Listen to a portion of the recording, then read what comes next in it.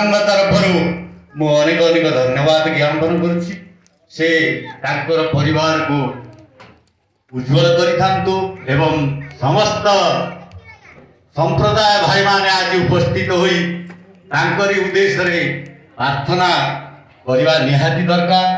आमर तो गायत्री परिवार तांकर प्रार्थना कार्यक्रम मध्य परिसमाप्ति करिछि। आउ कोन कहिया सेति बाहर आउ किछि कहिया नै समय तो अतिबाहित हराणी माने आमर घोषणा करथले आमर भाई मान तेणु समय ज्ञान आगो को रखी आमर कार्यक्रम परिसमाप्ति करवा विधेय जेतु ज्ञान रे आत्मा जब छटपट हुए ताले ज्ञान दृश्यमान हुए आत्मा को समस्ते जागृत करी तांकर कार्यक्रम परिसमाप्ति करबा पाई मो घोषणा करे। आ विशेष कहवा को जाऊनी अतिबाहित हलानी आमर भाई माने आउरी तांकर मंत्र अध्ययन कार्यक्रम बाकी अछि से माने परिपूर्ण करबा पाई मो भाई मानक पाखरे चिर कृतज्ञ।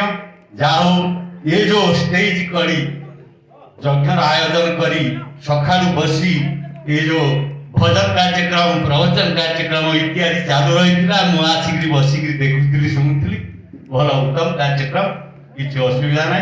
एणु से भाई मान नवेदन ताकर कार्यक्रम परिसमाप्ति करें गले तो बहुत बहुत किसी कहू आत्मज्ञान कथा आत्मज्ञान कथा आम भाई मैंने कहते से आत्मा विषय कहते किसी भूल ना।